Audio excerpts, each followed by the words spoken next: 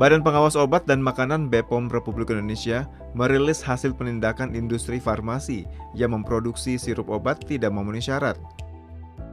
Ketua BPOM RI, Penny Lukito mengatakan tim telah menemukan 2 perusahaan, yakni PT Yarindo Pharmatama dan PT Universal Pharmaceutical Industry yang memproduksi sirup obat mengandung cemaran etilen glikol dan dietilen glikol.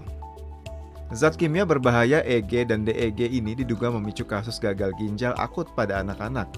Atas temuan ini, BPOM telah menjatuhkan sanksi terhadap kedua perusahaan tersebut.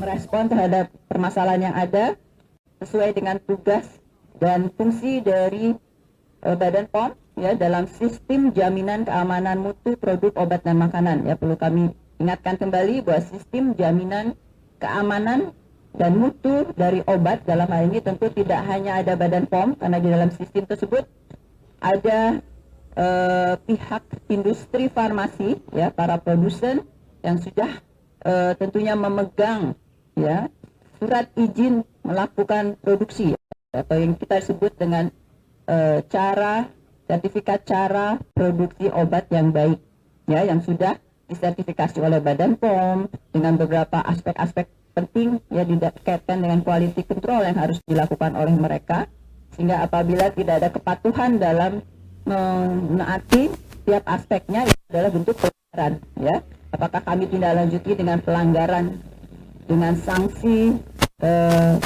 administrasi ya, yang sudah kami lakukan juga, tapi juga apabila ada indikasi adanya kondisi yang menunjukkan aspek kejahatan atau pidana, tentunya kami tindak lanjuti dengan proses penyelidikan ya dari aspek pidana. Dalam hal ini sudah kami lakukan sehubungan dengan kasus gagal ginjal akut progresif ini yang diduga dengan kaitan dengan cemaran EG dan DEG. Badan POM telah melakukan respon cepat. Kami sudah melakukan serangkaian kegiatan pengawasan, sampling, pengujian dan pemeriksaan. Ya, ini tentunya untuk mengantisipasi berbagai hal. Kami juga telah menemukan perusahaan atau produsen produk farmasi yang memproduksi sejumlah sirup dengan bahan baku propilen glikol yang tercemar EG dan DEG yang jauh melebihi ambang batas yang dibolehkan, ya, sehingga ini masuk ke arus penindakan, ya. Nah, hasil pemeriksaan sarana produksi sirup obat dengan cemaran EG DEG ini melebihi ambang batas, dan kami juga menemukan bukti bahwa industri farmasi telah melakukan perubahan bahan baku propilen glikol dan sumber pemasoknya, ya, tanpa melalui proses kualifikasi pemasok dan pengujian bahan baku yang harusnya dilakukan oleh para produsen tersebut sesuai dengan ketentuan standar yang ada yang sudah ditegakkan bersama Badan POM, ya. Serta apabila ada perubahan harus ada melaporkan perubahan tersebut kepada Badan POM. Nah, berdasarkan temuan ketidaksesuaian terhadap ketentuan peraturan perundang-undangan tersebut, industri farmasi oleh Badan POM telah diberikan sanksi administratif berupa penghentian produksi, distribusi, penarikan kembali, dan pemusnahan.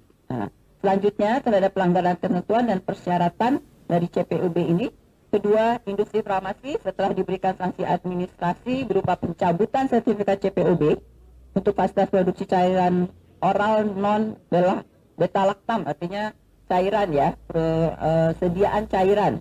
Dan demikian seluruh izin edar produk cairan oral non beta-lactam tersebut dari kedua industri farmasi itu telah dicabut, ya. Tadi belum disebutkan dua industri apa di selanjutnya.